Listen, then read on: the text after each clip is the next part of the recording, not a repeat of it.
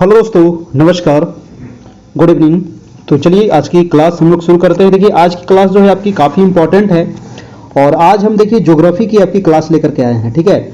और ज्योग्राफी की जो क्लास है ये आपका जो प्रीवियस ईयर अभी जो सवाल पूछा गया था उसी को हम लेकर के आए हैं। बहुत इंपॉर्टेंट है।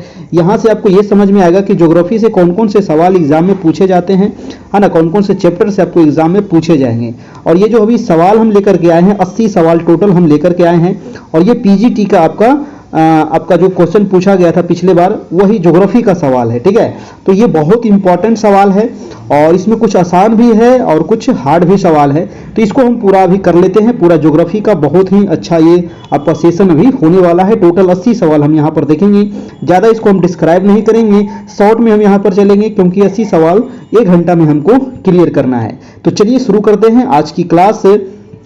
और ये आज टेस्ट नंबर होगा आपका 18, ठीक है। और ये है आपका प्रीवियस ईयर जो अभी ज्योग्राफी का सवाल आपको एग्जाम में पूछा गया था, वो बहुत इंपॉर्टेंट है।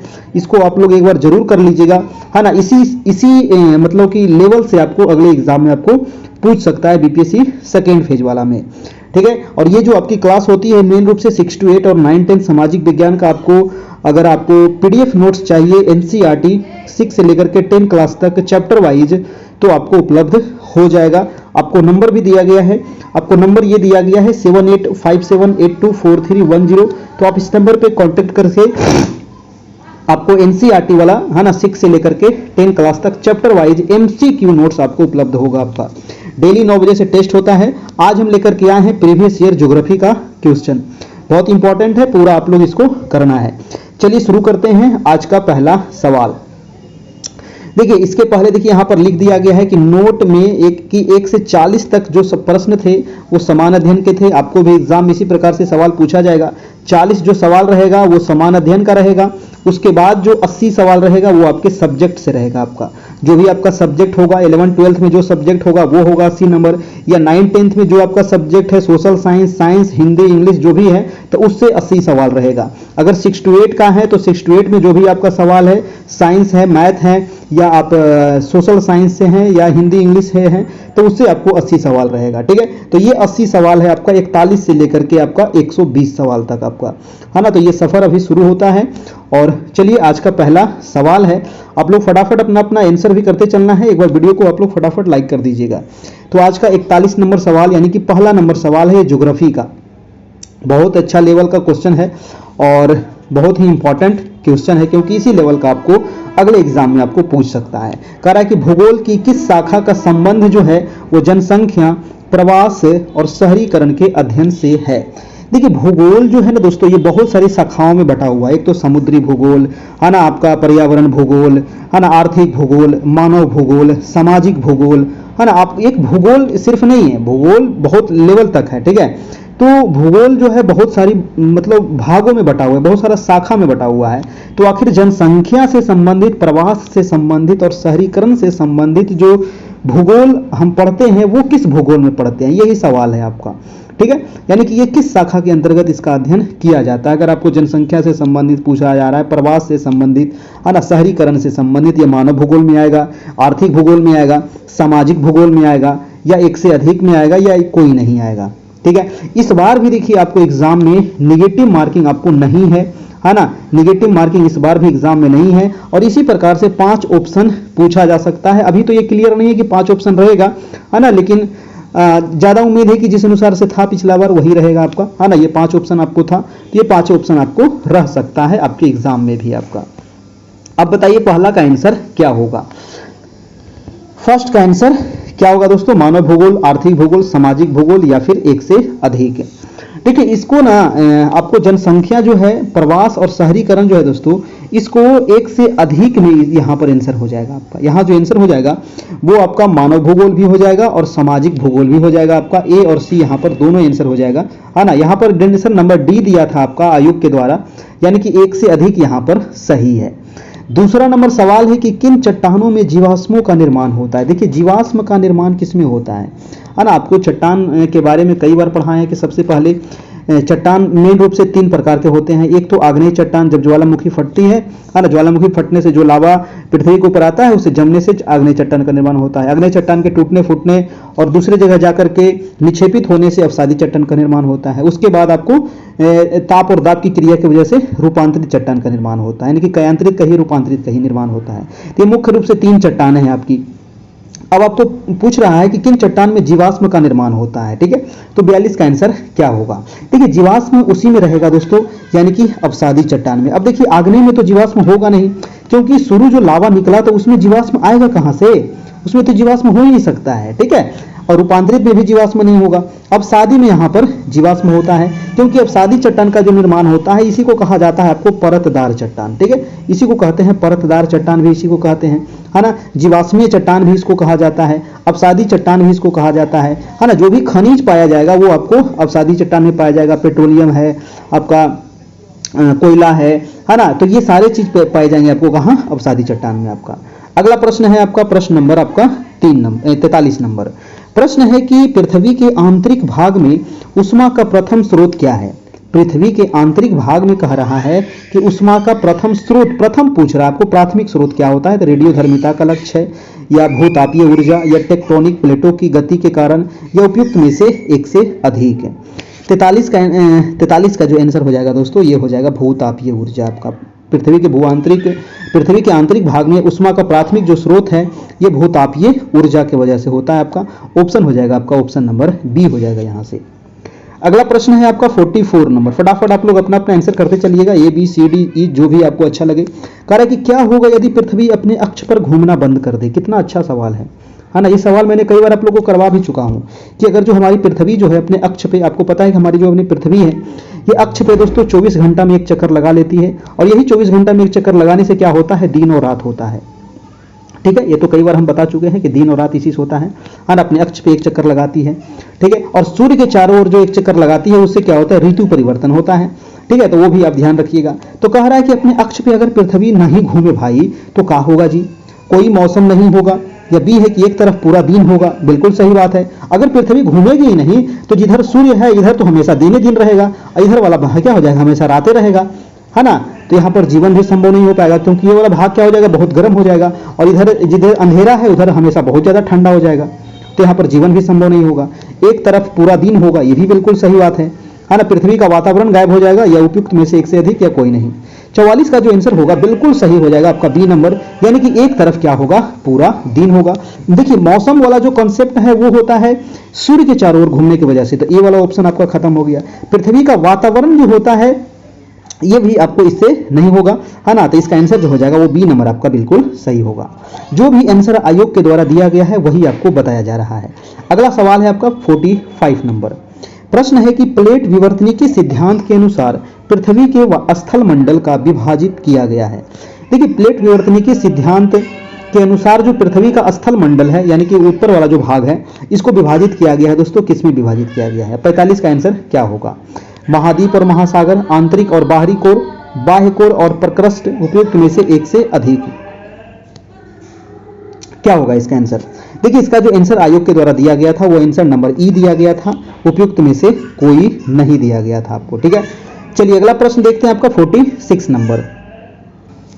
6 नंबर सवाल कह रहा है 46 के निम्नलिखित में से कौन सा क्षेत्र ग्लोब के कार्बन सिंक के रूप में जाना जाता है ना। कार्बन सिंक के रूप में ग्लोब के कौन सा क्षेत्र जाना जाता है? अंटार्कटिका, सवाना, उष्णकटिबंधीय वर्षावन, उपयुक्त में से एक से अधिक, या कोई नहीं।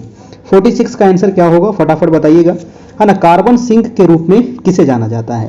कार्बन सिंक के रूप में जाना जाता है उष्णकटिबंधीय वर्षावन को आपको, ठीक है। उष्णकटिबंधीय वर्षावन को जाना जाता है। ऑप्शन नंबर आपका सी हो जाएगा। अगला सवाल है आपका 47 नंबर। हम लोग थोड़ा सा फास्ट चलेंगे क्योंकि यहाँ दोस्तों पूरे 80 सवाल आपको करना है। यांत्रिक अपक्षय में शामिल है, यांत्रिक अपक्षय में क्या शामिल है? ऑप्शन है खनिज और पानी के बीच रासायनिक प्रतिक्रियाएं, बी नंबर है कि एसिड द्वारा चट्टानों का विघटन, या सी है चट्टानों का भौतिक रूप से छोटे छोटे टुकड़ों में टूटना, या डी है एफसी। आप डी वाला और ई वाला तो एक ऑप्शन सेम ही रहता है, तो मैं 3 ऑप्शन आपको यहाँ से पढ़ दूंगा और इसका जवाब आप लोग दीजिए आंसर क्या होगा। यांत्रिक अपक्षय में शामिल होता है आपका चट्टानों का भौतिक रूप से छोटे छोटे टुकड़ों में टूटना। ऑप्शन नंबर हो जाएगा आपका सी नंबर। अगला प्रश्न है आपका 48 नंबर। अगर आपको पीडीएफ चाहिए एनसीईआरटी का, है ना, एनसीईआरटी सेकंड फेज के लिए 6 से लेकर के 10 क्लास तक दोस्तों सामाजिक विज्ञान का आपको एमसीक्यू नोट्स आपको उपलब्ध हो जाएगा। हमारा नंबर आपको दिया गया है, हमारा नंबर है आपको 7857824310, है ना, ये नंबर है आपको 7857824310। ठीक है, ये करियर परिवार हमारे चैनल पे। अगला प्रश्न है, आप इस पे कांटेक्ट कीजिएगा, आपको उपलब्ध हो जाएगा। प्रश्न है कि हवा में उड़ने वाली तलछट और चिकनी मिट्टी के जमाव से बना उपजाऊ मैदान क्या कहलाता है? तो हवा में उड़ने वाली तलछट और चिकनी मिट्टी के जमाव से जो उपजाऊ मैदान बनता है उसको क्या कहते हैं? लोयस कहते हैं, एर्ग कहते हैं, या रेत का चादर कहते हैं, क्या कहते हैं? इसको कहा जाता है लोयस का मैदान दोस्तों। ठीक है, क्या कहा जाता है? लायस लिखा है, यहाँ पर लोयस हो जाएगा आपका, है ना, लोयस का मैदान इसको कहा जाता है। ऑप्शन हो जाएगा आपका ऑप्शन नंबर ए। अगला प्रश्न है आपका 49 नंबर। 49 कह रहा है कि चिली और पेरू के तट पर बहने वाली ठंडी धारा क्या कहलाती है? अग्लुहास, एल नीनो, हम्बोल्ट या कोई नहीं, क्या होगा आपका? 49 का आंसर हो जाएगा आपका, इसको कहा जाता है हम्बोल्ट की ठंडी जलधारा। क्या कहते हैं दोस्तों? हम्बोल्ट की ठंडी जलधारा इसको कहते हैं। और यही जो ठंडी जलधारा है ना, ये लगभग 5 साल 7 साल के बाद ये गर्म जलधारा बहने लगती है ना, गर्म जलधारा वहां पर बह जाती है। इसके वजह से क्या होता है? हिंद महासागर और प्रशांत महासागर का जल गर्म हो जाता है और हमारा जो मानसून है वो कमजोर हो जाता है। ठीक है, तो यही पेरू के तट पर ये हवाएं के वजह से होता है आपका, है ना, चिली और पेरू के तट पर इसको हम्बोल्ट की धारा कहते हैं। तो ठंडी जलधारा ये होती है। अगला प्रश्न है आपका 50 नंबर। 50 नंबर सवाल कह रहा है कि वलित पर्वतों के बारे में निम्नलिखित में से कौन सा कथन यहाँ पर सही है? वलित पर्वत के बारे में कह रहा है कि वे संपीड़न विवर्तनिक बलों के प्रभाव में बनते हैं, या दूसरा है कि वलित पर्वतों में गहरी घाटियां तथा पिरामिड नुमा शिखर बनते हैं, या 3 है पर्वतीय क्षेत्रों में आग्नेय अवसादी कायांतरित चट्टानें पाई जाती हैं। 50 का आंसर क्या होगा दोस्तों? देखिए 50 का भी आंसर जो हो जाएगा वो 1 से अधिक यहाँ पर हो जाएगा आपका, ऑप्शन नंबर डी हो जाएगा आपका, बिल्कुल सही हो जाएगा। 1 से अधिक यहाँ पर सही है ना।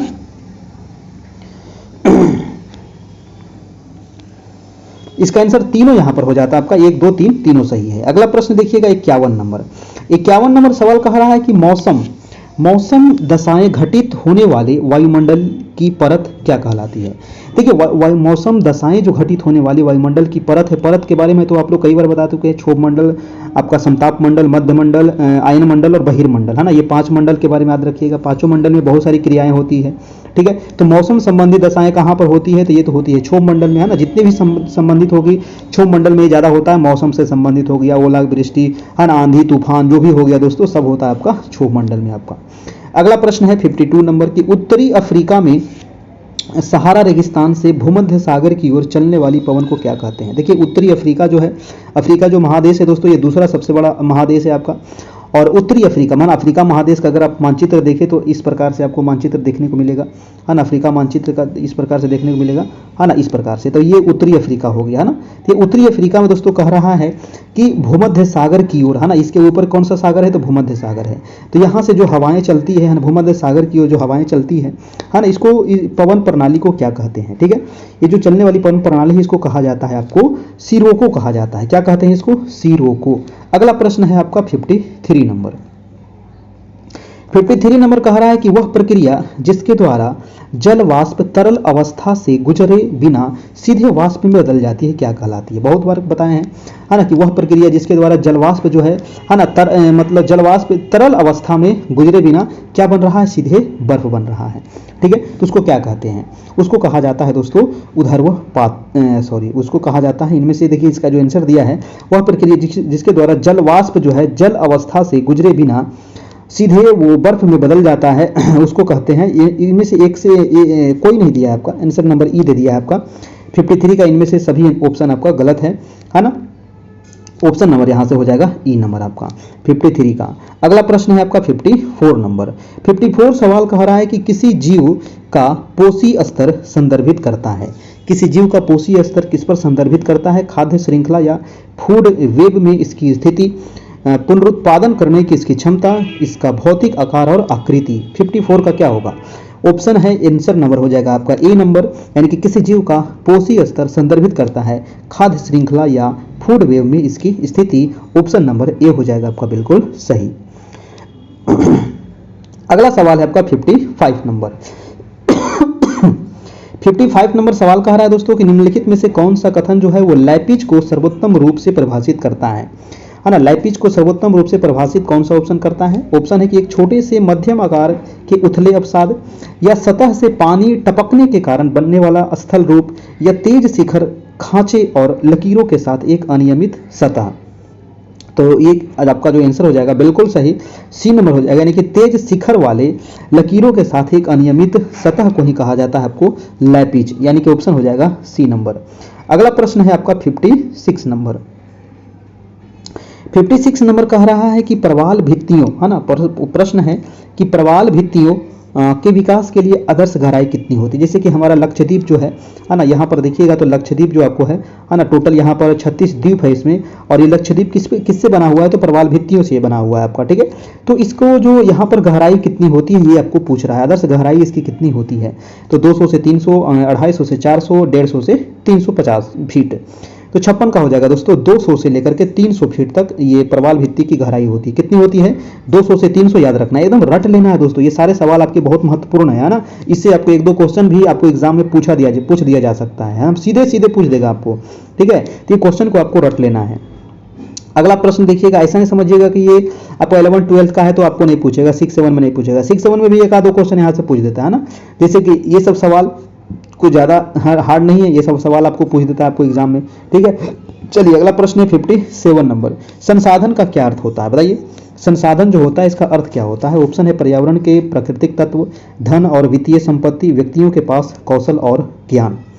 तो इसका आंसर क्या हो जाएगा? एक से अधिक यहाँ पर बिल्कुल सही हो जाएगा। धन और वित्तीय संपत्ति भी क्या है? तो हमारा ये संसाधन के अंतर्गत आता है ना। जो पर्यावरण के प्राकृतिक तत्व है दोस्तों ये भी संसाधन है आपका, है ना। व्यक्तियों के पास जो कौशल और ज्ञान है ये भी संसाधन है, यानी कि आंसर हो जाएगा आपका डी, इनमें से एक से अधिक हो जाएगा।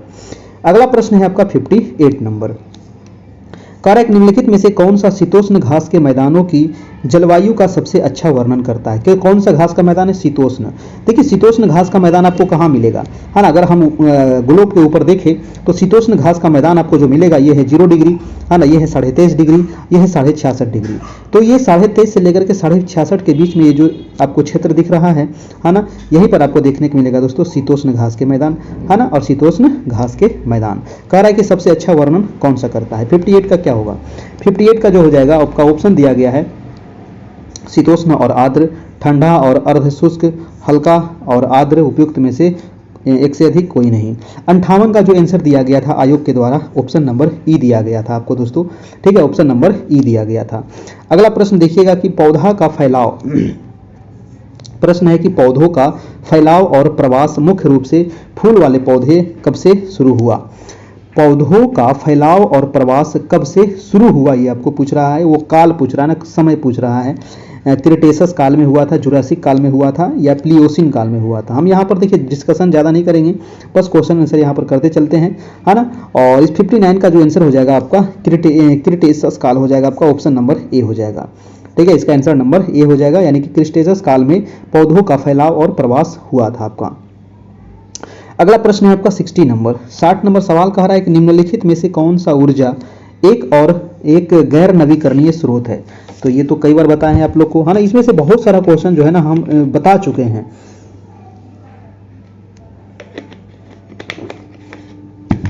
तो गैर नवीकरणीय के अंतर्गत कौन आएगा?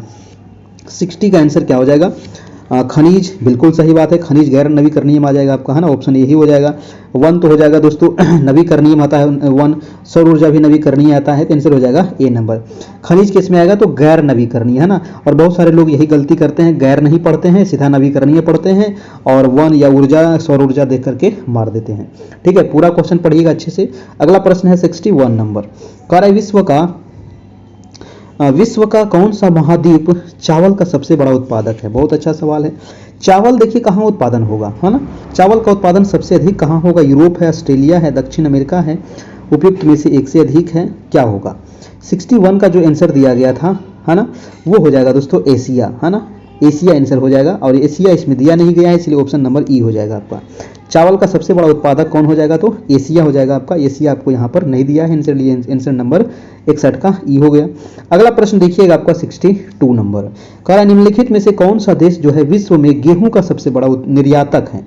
क्वेश्चन पे ध्यान दीजिएगा, गेहूं का सबसे बड़ा निर्यातक पूछ रहा है। देखिए इस प्रकार के सवाल ना विश्व लेवल पर, जैसे कि अभी एक क्वेश्चन देखे थे कि चावल का सबसे बड़ा उत्पादक, गेहूं का सबसे बड़ा उत्पादक, कपास का सबसे बड़ा उत्पादक, है ना, जूट का सबसे बड़ा उत्पादक, या फिर आपको ये सब सवाल ना हम देख रहे हैं कि 9th-10th में भी आपको पूछा गया है और 11th-12th में भी पूछा गया है दोस्तों। और इस बार भी इस प्रकार के सवाल हमको लगता है पूछा जाएगा।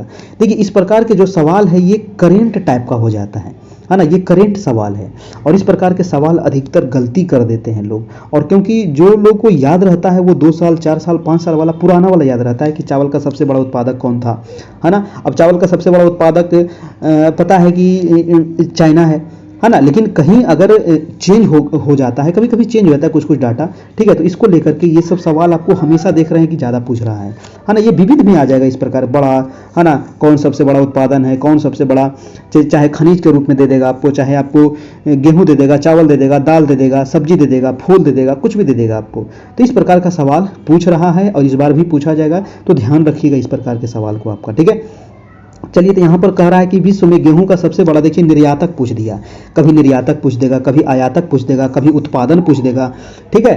तो आंसर क्या हो जाएगा, 62 का आंसर हो जाएगा रूस, है ना। रूस जो है दोस्तों ये है आपका गेहूं का सबसे बड़ा निर्यातक देश, ठीक है। चलिए अगला प्रश्न हम देखते हैं आपका 63 नंबर। कह रहा है कि नदी मुहाना पारितंत्र क्या कहलाता है। देखिए नदी का जो मुहाना होता है ना, एक होता है उद्गम, ठीक है, एक होता है उद्गम जहां से नदी निकलती है, एक होता है मुहाना जहां पर नदी जाकर के गिरती है। तो जो गिरती है वहां पर क्या बनता है दोस्तों, उस मुहाने को क्या कहलाता है, तो 63 का हो जाएगा आपका लोटिक कहते हैं आपका, है ना। नदी मुहाना पारितंत्र जो है वो लोटिक कहलाता है, बी नंबर यहाँ पर आंसर दिया गया था, ठीक है। और अगर आपको नोट्स चाहिए आपको बीपीएस एनसीईआरटी के लिए, ठीक है, एनसीईआरटी अगर आपको बीपीएस ट्री के लिए, है ना, बीपीएस ट्री अगर एनसीईआरटी 6 to 10 अगर आपको एमसीक्यू नोट्स चाहिए तो दोस्तों तो ये नंबर आपको दिया गया है, आप इस पे कांटेक्ट करिएगा। 6 से लेकर के 10 क्लास तक सामाजिक विज्ञान का आपको चैप्टर वाइज एमसीक्यू अलग अलग सब बनाया गया है, आराम से आपको मिल जाएगा, बस इतना आप पढ़ लीजिएगा। उसके अलावा जो टेस्ट वगैरह जो डेली होता था वो टेस्ट चलते रहेगा, वो टेस्ट आप देते रहिएगा, है ना, और टेस्ट प्रैक्टिस आप लगाते रहिएगा, हो जाएगा आराम से। अगला प्रश्न है 64 नंबर कि कौन सा पारिस्थितिक चक्र सीधे सूर्य के प्रकाश से संचालित होता है ना। तो कौन सा वो पारिस्थितिक चक्र है दोस्तों जो सीधे सूर्य के प्रकाश से संचालित होता है, नाइट्रोजन, फास्फोरस, सल्फर या कोई नहीं, क्या होगा। 64 का जो आंसर हो जाएगा आपका, इसमें भी आपका 1 से अधिक आंसर दिया गया था, डी नंबर, है ना, यहाँ भी आंसर हो जाएगा 1 से अधिक है। अगला प्रश्न है आपका 65 नंबर। कह रहा है निम्नलिखित में से कौन सा औद्योगिकरण की प्रमुख विशेषता है। औद्योगिकरण की प्रमुख विशेषता क्या होगा आपका, तो ऑप्शन दिया गया है शारीरिक श्रम से मशीनीकरण में बदलाव, प्रौद्योगिकी और स्वचालन का न्यून कोष या पारंपरिक शिल्प कौशल पर जोर, क्या होगा। 65 का आंसर हो जाएगा दोस्तों, औद्योगिकरण का प्रमुख जो विशेषता है वो शारीरिक श्रम से मशीनीकरण में बदलाव। बिना मशीनीकरण के आप कैसे औद्योगिकरण कर सकते हैं, इसलिए आपका आंसर हो जाएगा ए नंबर, सबसे बड़ी विशेषता यही है। अगला प्रश्न है आपका 66 नंबर की मानव विकास की अवधारणा को किसके द्वारा लोकप्रिय बनाया गया था। बताइए दोस्तों, मानव विकास की अवधारणा को किसके द्वारा लोकप्रिय बनाया गया था। Adam Smith, John Maynard Keynes या फिर अमर्त्य सेन। 66 का हो जाएगा बिल्कुल सही, अमर्त्य सेन हो जाएगा आपका। फटाफट आप लोग एक बार लाइक नहीं किए हैं अभी तक, है ना, अभी तक आप लोग लाइक क्यों नहीं किए हैं, थोड़ा सा लाइक कर दीजिए दोस्तों, है ना, लाइक करने से थोड़ा मोटिवेट होते हैं, है ना, और आप सभी के लिए और भी अच्छा हम मटेरियल लेकर के आएंगे। तो इसका आंसर हो जाएगा आपका अमर्त्य सेन हो जाएगा आपका। चलिए नेक्स्ट प्रश्न है आपका 67। प्रश्न है कि निम्नलिखित में से कौन सी सतत विकास शब्द की परिभाषा है। निम्नलिखित में से कौन सी सतत विकास शब्द की परिभाषा है। देखिए सतत विकास, है ना, ये शब्द आपको बहुत इंपॉर्टेंट है। सतत विकास का मतलब क्या होता है, सतत विकास का फिर क्या परिभाषा होनी चाहिए, ठीक है। देखिए सतत विकास का मतलब होता है तेजी से औद्योगिकरण और तकनीक प्रगति। और ये ए नंबर दिया गया है, पर्यावरण संरक्षण के साथ आर्थिक विकास को संतुलित करना। हाँ, कम से कम समय में अधिक लाभ नहीं, ये नहीं होगा, ये भी नहीं होगा। आपका आंसर नंबर ए हो जाएगा आपका, ठीक है, कि पर्यावरण संरक्षण के साथ आर्थिक विकास को संतुलित करना। ऑप्शन नंबर ए आपका बिल्कुल सही है। देखिए सतत विकास का ही मतलब है कि आप पर्यावरण संरक्षण करना है, ठीक है, पर्यावरण को आपको बर्बाद नहीं करना है, पर्यावरण को नुकसान नहीं पहुंचाना है, उसके साथ साथ आपको विकास भी करना है, ठीक है, आर्थिक विकास को संतुलित बना करके लेकर के चलना है, उसी को कहा जाता है सतत विकास। नेक्स्ट है आपका 68 नंबर। कह रहा है कि शहरी और ग्रामीण क्षेत्रों को परिभाषित करने का मापदंड क्या है। शहरी और ग्रामीण क्षेत्रों को परिभाषित करने का मापदंड 68 का हो जाएगा गतिविधि, है ना। इसका आंसर जो हो जाएगा शहरी और ग्रामीण क्षेत्रों को परिभाषित करने का जो मापदंड है आयोग के द्वारा आपका आंसर दिया गया था बी नंबर, यानी कि गतिविधि। अगला प्रश्न है आपका 69 नंबर, कह रहा है कि बुंदेलखंड का पठार निम्नलिखित में से किन दो राज्यों के भागों को आच्छादित करता है। देखिए पठार वाला आप सवाल आ गया, है ना। पठार से भी क्वेश्चन पूछा गया है आपको, बड़ा छोटा से भी पूछा गया है ना। और आपका खनिज से भी हम क्वेश्चन देखे थे, आपका वायुमंडल से भी क्वेश्चन देखे थे आपका, ठीक है। तो हर एक चैप्टर को आपको देखना है, ठीक है। तो बुंदेलखंड का जो पठार है दोस्तों, ये किन दो राज्यों के भागों को आच्छादित करता है, मतलब दो राज्यों में ये फैला हुआ, वो दो राज्य कौन से हैं। बुंदेलखंड, बुंदेलखंड, बघेलखंड आप पढ़े होंगे, तो ये हो जाएगा आपका दोस्तों उत्तर प्रदेश और आपका मध्य प्रदेश, ठीक है। उत्तर प्रदेश और मध्य प्रदेश में ये आपको फैला हुआ है, आंसर हो जाएगा आपका बी नंबर। छत्तीसगढ़ में नहीं जाइएगा, छत्तीसगढ़ आपका ऑप्शन खत्म हो जाएगा, छत्तीसगढ़ जैसे ही आएगा। उत्तर प्रदेश तो ठीक है, झारखंड में भी ये नहीं है, सिर्फ दो राज्य में है आपका मध्य प्रदेश और उत्तर प्रदेश। अगला प्रश्न है आपका 70 नंबर। प्रश्न है कि भारतीय योजना आयोग द्वारा प्रस्तावित कृषि जलवायु क्षेत्रीकरण का आधार क्या है। भारतीय योजना आयोग द्वारा प्रस्तावित कृषि जलवायु क्षेत्रीयकरण का आधार क्या है दोस्तों। 70 का आंसर क्या होगा। कृषि जलवायु क्षेत्रीकरण का आधार पूछ रहा है आपको, है ना। ध्यान दीजिएगा, धरातल है, मिट्टी है, जल निकासी है। बी है कि वर्षा, तापमान, फसल क्षेत्र, वनस्पति, मिट्टी, भूमि उपयोग, कोई नहीं, एक से अधिक। क्या होगा 70 का। 70 का जो आंसर दिया गया था आयोग के द्वारा वर्षा, तापमान और फसल क्षेत्र दोस्तों। ऑप्शन नंबर आपका बी दिया गया था। कृषि जलवायु क्षेत्रीकरण का आधार वर्षा है, तापमान है और फसल क्षेत्र है आपका। बी नंबर आपका बिल्कुल सही हो जाएगा। नेक्स्ट प्रश्न है आपका 71 नंबर। 71 नंबर सवाल है कि तृतीयक आर्थिक क्रियाकलाप में शामिल है। देखिए अगर आप लोग बोलिएगा, है ना, अगर आप लोग कमेंट में चाहते हैं कि मैं और भी प्रीवियस ईयर करवा दूं, जैसे कि आपका और भी सब्जेक्ट का जैसे 9-10 का हुआ था, ठीक है, या फिर आपका 1 to 5 का हुआ था। 1 to 5 का तो खैर इस बार टेस्ट एग्जाम नहीं हो रहा है, तो इसको करने से कोई ज़्यादा फायदा है नहीं, ठीक है। 9-10 का अगर आप चाहिएगा तो 9-10 का भी सामाजिक विज्ञान हम करा देंगे, ठीक है, उसमें कोई दिक्कत वाली बात नहीं है।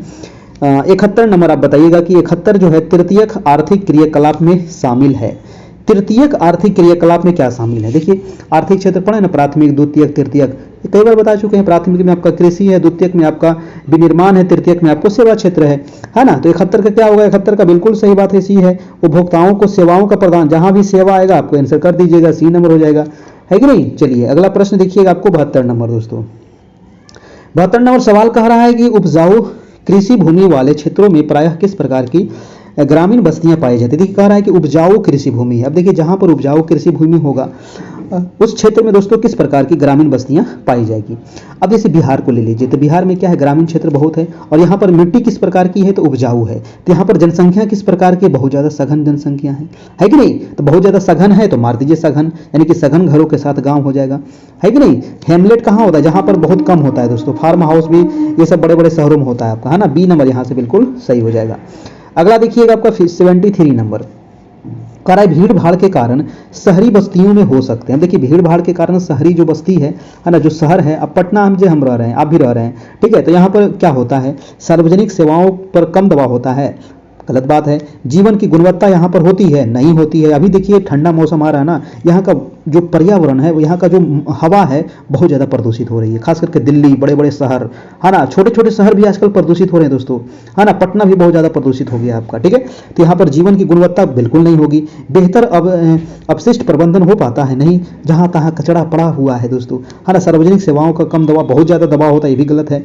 यानी कि आंसर हो जाएगा आपका इनमें से कोई नहीं, यहाँ पर आंसर होगा आपका, ठीक है, ये ध्यान दीजिएगा। आपका 73 का हो जाएगा ई नंबर। अगला प्रश्न देखिएगा आपका 74 नंबर, कह रहा है कि रॉयल बंगाल टाइगर, कई बार बताएं रॉयल बंगाल टाइगर के बारे में, कहाँ पाया जाता है ये, तो आपको सुंदरवन में, है ना। सुंदरवन में, सुंदरवन जो डेल्टा है, इसका निर्माण कैसे हुआ है, तो गंगा ब्रह्मपुत्र के मिलने से हुआ है ना। तो कह रहा है कि भारत में निम्नलिखित में से किस स्थान पे पाए जाते हैं, तभी बताया ना सुंदरवन, आंसर हो जाएगा बी नंबर, है ना, आंसर हो जाएगा बी नंबर। देखिए ज्योग्राफी में हम लगभग इसमें से ना अगर देखिएगा तो 70 आपको 80 सवाल था ना, 80 सवाल में दोस्तों आपको लग रहा है कि 50 सवाल तो हम पहले आप लोग को पढ़ा चुके हैं, है ना। ऐसा ऐसा आपको लगेगा, अभी तो बहुत सारा सवाल यहाँ पर लड़ रहा है। आगे देखिएगा आपका 75 नंबर, 75 नंबर सवाल कह रहा है, देखिएगा कि काराकोरम पर्वत श्रृंखला के संदर्भ में, है ना। काराकोरम, देखिए आप जैसे ही पढ़ते हैं दोस्तों यहाँ पर आपको जम्मू कश्मीर, तो यहाँ पर देखिए काराकोरम, लद्दाख, जास्कर, पीर पंजाल, है ना, ये 4 श्रेणियां याद रखिएगा, काराकोरम, लद्दाख, जास्कर और पीर पंजाल, ये चारों श्रेणी क्रम से याद रखिएगा, उत्तर से लेकर के साउथ तक, ये हमेशा पूछा जाता है। तो काराकोरम के बारे में पूछ रहा है ना, काराकोरम की सबसे ऊंची चोटी क्या है, K2, है ना, K2 8611 मीटर, यह याद है, याद रखिएगा, है ना, 8611 मीटर है। कह रहा है कि इसके श्रृंखला के संदर्भ में लिखित में से कौन सा कथन यहाँ पर सही है ना, काराकोरम के बारे में कह रहा है कौन सा सही है। अब देख लीजिए ऑप्शन दिया गया है कि विश्व की दूसरी सबसे ऊंची चोटी K2 गॉडविन ऑस्टिन इसी पर्वत श्रृंखला से संबंधित है, बिल्कुल सही है आपका 75, है ना, 75 का जो ए है आपका ऑप्शन ठीक है। बी नंबर कह रहा है कि यह पश्चिम में पामीर नोट से निकलती है और पूर्व में कैलाश पर्वतमाला तक फैली है। और सी है कि सबसे लंबा ग्लेशियर सियाचिन काराकोरम में स्थित है, ये भी आपका सही है। देखिए यहाँ से जो आंसर हो जाएगा वो डी हो जाएगा, एक से अधिक आपका। सियाचिन जो ग्लेशियर है दोस्तों, ये काराकोरम पर्वत श्रृंखला में ही आपको स्थित है और सबसे बड़ा ग्लेशियर आपका यही है आपका, है ना, सबसे बड़ा ग्लेशियर जो है आपका यही है, काराकोरम में ही है, ये भी आपका बिल्कुल सही है, ठीक है। और पामीर नोट से निकलती है और पूर्व में जो कैलाश पर्वत है ये भी आपका बिल्कुल ठीक है ना, यहाँ पर आपको पामीर नोट और दोस्तों कैलाश पर्वत आपका यहाँ तक है, तो ये पूरा आपको यहाँ से यहाँ तक फैली हुई है काराकोरम, ठीक है। चलिए, तो इसका जो आंसर हो जाएगा वो एक से अधिक हो जाएगा, है ना, डी नंबर आपका हो जाएगा। और ये सब सवाल आपको आना चाहिए। अगला प्रश्न देखिएगा आपका 76 नंबर, कह रहा है कि भारत में निम्नलिखित में से कौन सा राज्य है जनसांख्यिकीय संक्रमण के चरण से गुजर रहा है जिसमें कम प्रजनन क्षमता और कम मृत्यु शामिल है। देखिए बहुत अच्छा सवाल है। अब देखिए ये जो सवाल है ना थोड़ा सा अलग टाइप का क्वेश्चन है।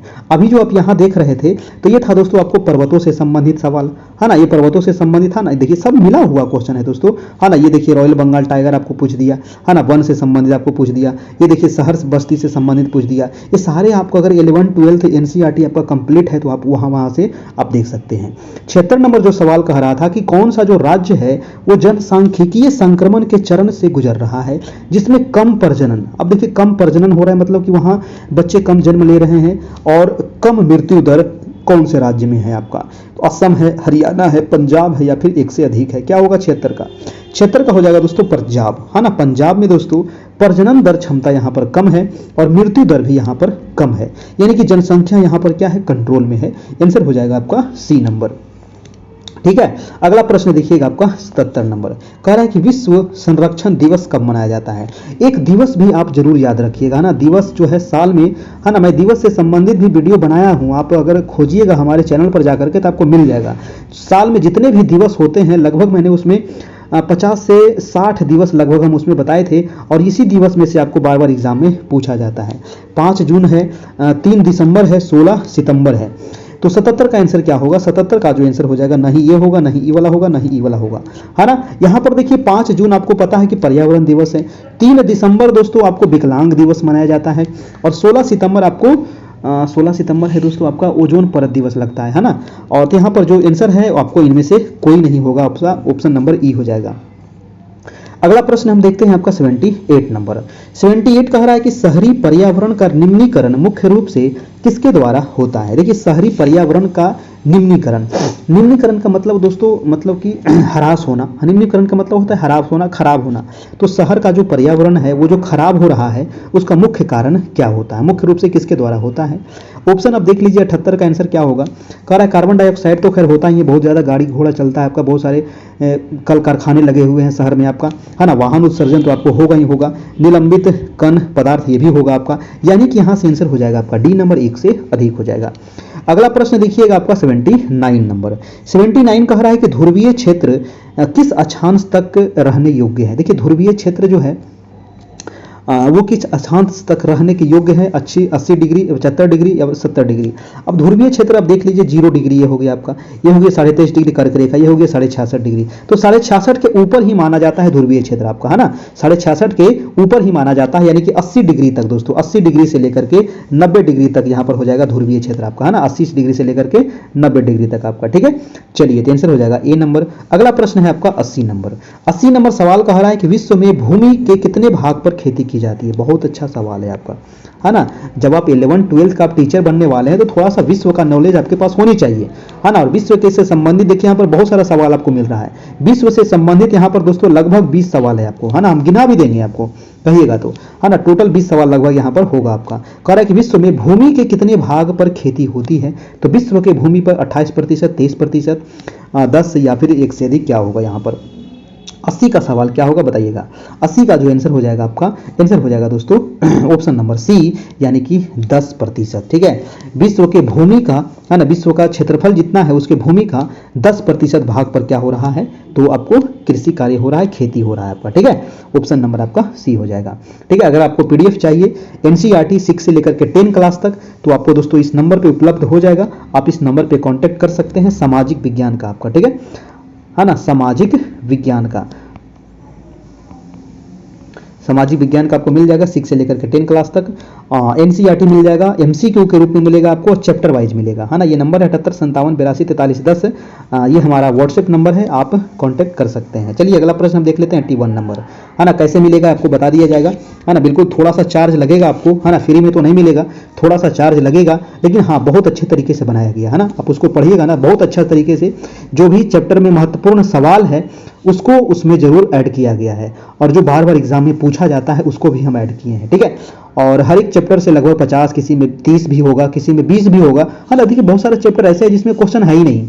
अब एनसीईआरटी अगर आप पॉलिटी का उठाइएगा, 6ठा 7वां का क्लास, उसमें लगभग कुछ नहीं है दोस्तों, है ना। जो भी है आपका 9 10th में है आपका, है ना। 6 7 8 में कुछ है ही नहीं। ठीक है, तो उसमें क्वेश्चन हम कहाँ से लाएंगे। बहुत सारे लोग कहते हैं सर बहुत कम क्वेश्चन है, तो उसमें क्वेश्चन है ही नहीं भाई साहब, तो हम कहाँ से दें आपको। ठीक है, लेकिन आप उठाइए हिस्ट्री वाला, हिस्ट्री में आपको 100 क्वेश्चन मिलेगा, 80 क्वेश्चन मिलेगा, 90 क्वेश्चन मिलेगा एक एक चैप्टर में आपको। ठीक है, चलिए 81 नंबर सवाल बताइए, इसका आंसर क्या होगा। प्रश्न है कि काकरापारा परमाणु ऊर्जा संयंत्र जिसकी तीसरी इकाई का वाणिज्यिक संचालन दिसंबर 2022 से में शुरू हुआ, भारत के निम्नलिखित राज्यों में से किसमें स्थित है। बहुत अच्छा सवाल है। देखिए काकरापारा, देखिए क्वेश्चन देखिए कितना लंबा पूछ दिया आपको, बहुत सारे लोग इससे डर जाएंगे। डरना नहीं है, सिर्फ क्वेश्चन पूछ रहा है कि काकरापारा किस राज्य में है ना, लेकिन इतना मैंने तामझाम दे दिया, थोड़ा सा नॉलेज भी आपका बढ़ गया कि काकरापारा जो ऊर्जा है ये तीसरी इकाई का वाणिज्यिक संचालन शुरू हुआ 2022 से, और ये किस राज्य में है। तो राज्य अगर पूछ रहा है तो हो जाएगा गुजरात, है ना, गुजरात में है। आपको काकरापारा पूछता है, कैगा पूछ देगा आपको, कैगा कहाँ है ना। तो कैगा जो परमाणु ऊर्जा संयंत्र है ये कर्नाटक में है ना। बहुत सारे है, कैगा है आपका, काकरापारा है, तारापुर है ना। ये आपको पूछा जाता है बार बार। ठीक है, तो ये सवाल आपको यहाँ से भी एक पूछ दिया, ये भी क्वेश्चन हम कई बार बता चुके थे। 82 नंबर सवाल देखिएगा। देखिए हम जो पिछला बार दिए थे, अगर वो लोग बढ़िया से पढ़े होंगे ना, तो ज्योग्राफी, है ना, मैं कह रहा हूँ कि 1 to 5 में ज़्यादा क्वेश्चन नहीं लड़ा था, लेकिन हाँ 9 10th में आपका ज्योग्राफी हो गया, हिस्ट्री हो गया, पॉलिटी हो गया, इकोनॉमिक्स हो गया, इसमें से ना बहुत क्वेश्चन लड़ा था पिछला बार। ज्योग्राफी से तो लगता है कि 80-90% क्वेश्चन लड़ गया होगा पिछला बार, जो हम आपको सेट हम दिए थे एनसीईआरटी वाला। ठीक है, बस उसको आपको करने का देर है ना, बट रटने का देर है। ठीक है, चलिए 82 नंबर जो सवाल कह रहा है देखिएगा। 82 नंबर सवाल है कि श्यामगढ़ विषधारी से, जिसे वह मई 2022 में बाघ अभ्यारण्य के रूप में अधिसूचित किया गया था, भारत के निम्नलिखित राज्यों में से किसमें स्थित है ना। श्यामगढ़ विषधारी से, है ना, नाम थोड़ा सा टेढ़ा है, विषधारी से, जिसे 2022 में दोस्तों बाघ अभ्यारण्य के रूप में अधिसूचित किया गया था। ये देखिए करंट का क्वेश्चन है। करंट से देखिए ज्योग्राफी में ना आपको करंट से भी संबंधित आपको 10 क्वेश्चन आपको जरूर पूछेगा, है ना, कम से कम 10 क्वेश्चन आपको जरूर पूछेगा करंट से लगा के। ये देखिए ज्योग्राफी का भी सवाल हो गया और करंट का भी सवाल हो गया, तो इस प्रकार के सवाल आपको पूछे जाते हैं। तो 82 का हो जाएगा दोस्तों सी, ये है आपको राजस्थान में, है ना। ये कहाँ है, तो श्यामगढ़ विषधारी से, जिसे मई 2022 में बाघ अभ्यारण्य के रूप में सूचित किया गया, ये राजस्थान में पड़ता है आपका। अगला प्रश्न है आपका 83 नंबर। प्रश्न है कि निम्नलिखित में से कौन सी भारत में बॉक्साइट की एक महत्वपूर्ण खदान है। बॉक्साइट, है ना, बॉक्साइट का सबसे बड़ा उत्पादक आपको पता है कि जो आपको इंडिया में है वो है आपका उड़ीसा, है ना। उड़ीसा राज्य में दोस्तों सबसे अधिक बॉक्साइट का उत्पादन होता है, भंडार भी आपको यहीं पर होगा। तो इसका आंसर क्या हो जाएगा, 83 का हो जाएगा कोरकुट, है ना। कोरपुट जो है दोस्तों ये बॉक्साइट की एक महत्वपूर्ण खदान है ना। खेतड़ी किस लिए थे, खेतड़ी है आपका तांबा के लिए, राजस्थान में पड़ता है। सुंदरगढ़ है, सुंदरगढ़ किस लिए है बताइएगा कमेंट करके, हमें ध्यान से उठ गया है अभी, है ना। सुंदरगढ़ केस में है सॉरी। अगला प्रश्न है आपका दोस्तों 84 नंबर। 84 का जवाब दीजिएगा, हमारा गला फंस रहा है, थोड़ा पानी उनी पी लें।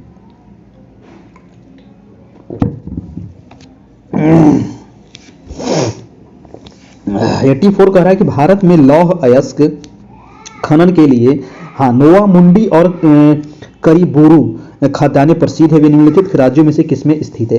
देखिए नोवा मुंडी ना आपका बहुत इंपॉर्टेंट है, ठीक है। नोवा मुंडी और किरीबुरू दोस्तों ये किस राज्य में है, ये आपसे पूछ रहा है। 84 का क्या होगा, 84 का हो जाएगा दोस्तों, ये है आपका झारखंड में। कहाँ है, ये है आपका झारखंड राज्य में है, याद रखना है। बैलाडीला के बारे में भी हमेशा पूछा जाता है ना, बैलाडीला है आपको छत्तीसगढ़ में, अगर छत्तीसगढ़ वाला दे दिया जाए। इस बार देखिए खान भी आपको पूछ रहा है। क्वेश्चन को थोड़ा सा आप पकड़ते चलिए, है ना, किस चैप्टर से क्वेश्चन आ रहा है उसी चैप्टर को हमको एकदम खंगाल देना है, रट जाना है, ठीक है। ये देख रहे हैं ना, आपको खनिज चला गया, अब किस राज्य से संबंधित पूछ दिया आप, जैसे कि यहाँ पर पूछ देगा कभी कोयला के बारे में कि कोयला कहाँ सबसे अधिक पाया जाता है ना, रानीगंज कहाँ है, ठीक है, रानीगंज में किसका उत्पादन होता है, बोकारो में किसका उत्पादन होता है, ठीक है। आपको दुर्गापुर स्टील प्लांट किस लिए प्रसिद्ध है, उसको किसने लगाया था, ये सारे इससे रिलेटेड संबंधित सवाल है आपका, वो सवाल आपको एग्जाम में पूछ सकता है आपको। अगला प्रश्न देखिएगा आपका 85 नंबर। 85 नंबर सवाल कह रहा है कि निम्नलिखित में से किस राज्य के वन पश्चिमी घाट, उत्तर पूर्वी की पहाड़ियों और अंडमान एवं निकोबार द्वीप समूह में भी पाए जाते हैं। बहुत अच्छा प्रश्न है दोस्तों, है ना। वो कौन सा यहाँ पर कह रहा है, वन है, यानी कि वनस्पति है जो पश्चिमी घाट पर मिलेगी आपको, उत्तर पूर्वी की पहाड़ी। ये देखिए, ये वनस्पति के बारे में ना हम 1000 बार बताए हैं आपको, ये आप देखिएगा क्लास 7 में भी आपको ये मिल जाएगा। 7 में नहीं है, लगता है 6 में होगा आपको, है ना, क्लास 6 में ही आपको ये दिया गया है, ठीक है, इससे संबंधित। फिर क्लास 9 में भी इससे संबंधित आपको हम पढ़ाए हैं, है ना, ये वाला वनस्पति आपको। तो ऐसा नहीं है कि 11 12 का एग्जाम हो रहा है तो आपको 11 12 से ही पूछेगा, 6 से लेकर के दोस्तों 12 तक आपको ज्योग्राफी कंप्लीट होना चाहिए, किसी चैप्टर से भी आपको उठा लेगा, है ना। चलिए इसका आंसर क्या होगा आपको बताइएगा। 85 का आंसर जो हो जाएगा वो आंसर हो जाएगा आपका आंसर नंबर उष्णकटिबंधीय सदाबहार वन। नहीं बताए हैं कितना बार हम बताए हैं कि उष्णकटिबंधीय सदाबहार वन, ये पश्चिमी घाट का केरल वाला एरिया, अंडमान निकोबार द्वीप समूह वाला एरिया, ये नॉर्थ ईस्ट वाला एरिया, कितना बार हम बता चुके हैं, है ना। चलिए अगला प्रश्न हम देखते हैं आपका 86 नंबर। 86 नंबर सवाल देखिएगा कि NFSM, है ना, NFSM का पूर्ण रूप क्या होता है, फुल फॉर्म आपको पूछ दिया। अब देखिए, अब फुल फॉर्म भी जो पूछेगा तो ये थोड़ी हिस्ट्री से पूछेगा, आपको ज्योग्राफी से संबंधित पूछेगा, तो एक वो फुल फॉर्म भी यहाँ पर पूछ रहा है ज्योग्राफी से संबंधित। अब देखिए NFSM का पूर्ण रूप क्या होता है, इसका जो फुल फॉर्म होता है दोस्तों, national food security mission, option number आपका सी होगा, है ना, नेशनल फूड सिक्योरिटी मिशन। अगला प्रश्न है आपका 87 नंबर। प्रश्न है कि कौन सी जो फसल है वो सूखा और अन्य नरम मौसम की स्थिति के प्रति अत्यधिक सहिष्णु है। जी हाँ, वो कौन सा फसल है दोस्तों, सूखा और अन्य नरम मौसम की स्थिति के प्रति अत्यधिक सहिष्णु है ना, सूखा और अन्य नरम मौसम की स्थिति के प्रति अत्यधिक सहिष्णु है, वो कौन सा फसल है। चावल, यहाँ नावल लिख दिया है, चावल होना चाहिए था, चावल, गेहूं, बाजरा, क्या होगा 87 का आंसर क्या होगा दोस्तों। देखिए यहाँ पर सूखा की जैसी बात आएगा ना, तो गेहूं के लिए सूखा की जरूरत नहीं है, चावल में तो खैर हमेशा पानी चाहिए, बाजरा के लिए दोस्तों ज्यादा आपको पानी की आवश्यकता नहीं पड़ती है ना, और नरम मौसम की आवश्यकता इसमें पड़ती है। आंसर हो जाएगा आपका सी नंबर, ठीक है, आंसर हो जाएगा सी। अगला प्रश्न देखिएगा आपका 88 नंबर, कह रहा है कि किस देश ने 2023 को UNO में अंतर्राष्ट्रीय मोटा अनाज मिलेट्स वर्ष के रूप में मनाने का प्रस्ताव किया था। बहुत बढ़िया सवाल है आपको, है ना, किस देश ने दोस्तों ये प्रस्ताव किया था UNO में, है ना, यूनाइटेड नेशन ऑर्गेनाइजेशन में आपको, कि अंतर्राष्ट्रीय मोटा अनाज दिवस, मोटा अनाज वर्ष मनाया जाए, है ना। वो कौन देश था जो कहा कि 2023 को दोस्तों मोटा अनाज दिवस मनाया जाए, वो कौन सा देश था आपका, ब्राजील, चीन, USA, क्या था। तो 88 का आंसर हो जाएगा इनमें से कोई नहीं, ई नंबर। इसका आंसर आप लोग कमेंट करके बताइएगा कि आखिर इसका आंसर क्या होगा, खोज करके बताइएगा, है ना, क्योंकि ऑप्शन भी सारे गलत दिए गए हैं, है ना। भारत तो नहीं था इसमें, ध्यान दीजिएगा, भारत तो नहीं था इसमें, आपको खोज करके बताना है। अगला प्रश्न देखिएगा आपका, अगला प्रश्न है आपका 88 नंबर। 88 सवाल कह रहा है दोस्तों कि उच्चावच मतलब क्या होता है, ऊंचा नीचा, है ना, ऊंचा नीचा भाग, उसी को कहते हैं उच्चावच। तो उच्चावच जलवायु, वनस्पति, मिट्टी किसके विभाजन के आधार है ना, उच्चावच, जलवायु, वनस्पति, मिट्टी जो है ये किसके विभाजन के आधार हैं। क्या होगा 89 का। भौगोलिक क्षेत्र बिल्कुल गलत है, प्राकृतिक क्षेत्र, ये विशिष्ट क्षेत्र के दोस्तों आपको विभाजन के आधार माने जाते हैं, है ना, ये ध्यान रखिएगा, विशिष्ट क्षेत्र हो जाएगा, ऑप्शन नंबर आपका सी हो जाएगा आपका 89 का। अगला प्रश्न हम चलते हैं आपका 90 नंबर। देखिए अभी तक वीडियो को आप लोग लाइक नहीं किए हैं, चैनल पर नए हैं तो आप सब्सक्राइब भी कर लेना है। जो लोग अभी तक सब्सक्राइब नहीं किए हैं सब्सक्राइब कर लीजिएगा। डेली 9 बजे से आपकी टेस्ट होती है, डेली 9 बजे से, डेली 9 बजे रात में, है ना, 9 बजे दिन नहीं, 9 बजे रात में आपका खा पी के तैयार रहिएगा मस्त होके, और 9 से लगभग 10 बजे तक ये टेस्ट आपकी होती है 1 घंटे की। और अगर एग्ज़ाम से संबंधित, तैयारी से संबंधित, किसी भी चीज़ से संबंधित अगर आपको कोई जानकारी चाहिए तो चैनल को सब्सक्राइब करिए और कमेंट बॉक्स में कमेंट करिए, तभी आपको जवाब मिल पाएगा। प्रश्न देखिएगा 90 नंबर कह रहा है कि शिवालिक पहाड़ियों को निम्नलिखित में से किस राज्य संघ राज्य क्षेत्र में अबोर के नाम से जाना जाता है। देखिए शिवालिक, अब शिवालिक के बारे में कई बार बताए हैं कि जो हमारी हिमालय पर्वत है दोस्तों, ये कितनी श्रेणियों में है, तो 4 श्रेणी में है। मुख्य रूप से ऐसे 3 श्रेणी है ना। कारक अगर हम इसको ट्रांस हिमालय को यहाँ पर छोड़ देते हैं, क्योंकि ट्रांस हिमालय हिमालय का भाग नहीं है, ठीक है। तो मुख्य रूप से जो हमारा हिमालय है वो 3 भाग में है आपका। कौन कौन? ये महान हिमालय है, मध्य हिमालय है और शिवालिक हिमालय है। तो ये सबसे नीचे वाला है आपका शिवालिक, ध्यान दीजिएगा। इसी शिवालिक के बारे में आपको यहाँ से पूछ रहा है ना। तो क्वेश्चन क्या पूछ रहा है कि शिवालिक पहाड़ी को निम्नलिखित में से किस राज्य संघ राज्य क्षेत्र में अबोर के नाम से जाना जाता है। तो अबोर के नाम से इसको जानते हैं कहाँ, तो अरुणाचल प्रदेश में, है ना। कहाँ जानते हैं? अरुणाचल प्रदेश में। आपको बोलते बोलते ना गला फंसने लगता है, ठीक है, पता नहीं क्यों।